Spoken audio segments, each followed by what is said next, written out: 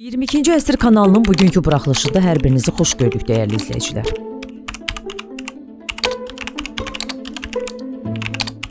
Şimal, Cənub və Şərq-Qərb layihələrinin birləşdiyi Azərbaycan, İranla əməkdaşlıq kontekstində Avrasiyanın nəqliyyat xəritəsinə yeni dəhliz daxil edir. Fars körfəzi Qaradəniz marşrutu. Bu, Azərbaycanın da yer aldığı Şimal-Cənub beynəlxalq nəqliyyat layihəsinin qərb marşrutunun genişləndirilmiş hissəsi olaraq qəbul edilir. Bu marşrut layihəsi İran üçün iki kontekstdə əhəmiyyətli olub. Fars körfəzini Qaradənizlə birləşdirməklə regionda yeni nəqliyyat şəbəkəsi qurmaq, Avropa bazarına çıxışda tranzit marşrutlarını şaxələndirmək. Tehran hələ 2016-cı ildə Bakıya layihənin reallaşdırılması təklifini irəli sürmüşdü. Lakin həmin vaxt Qarabağın işğalda olması bunu qeyri-mümkün edirdi. Regionda bu layihənin əsas tranziti olmaq istəyən ölkələrdən biri Ermənistan idi.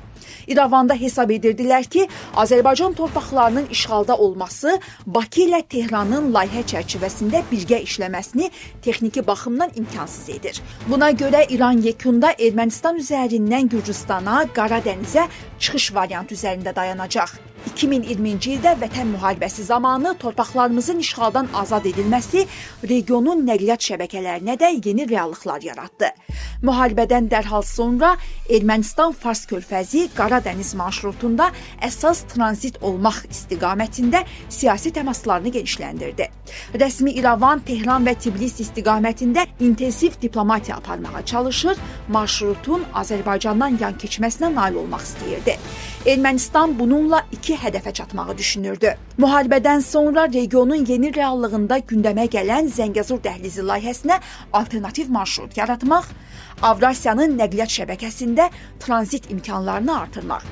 Birincisi, Ermənistan tranzitinin texniki baxımdan qeyri-mümkünlüyü idi. İran-Ermənistan dəmir yolunun, eləcə də Ermənistan daxilində avtomobil yollarının inşasına zaman və milyardlarla dollar vəsait lazımdır.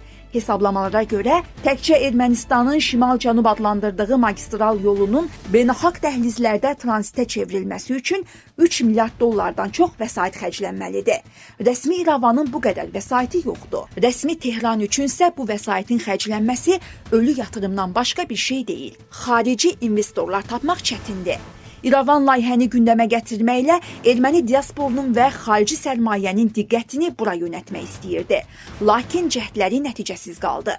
Ermənistan beynəlxalq nəqliyyat dəhlizində tranzit rolunu oynamaq üçün vacib olan infrastruktur və etibarlı tərəfdaşlıq modelinə də sahib deyil.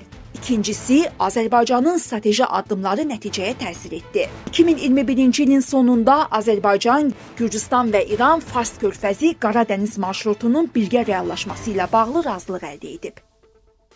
Dəyərli izləyicilər, ölkə və dünya gündəmi ilə bağlı xəbərlər təqdim etməyə davam edəcəyik. Öz fikirlərinizi şərh bölümündə qeyd etməyi unutmayın. Sağlıqla qalın.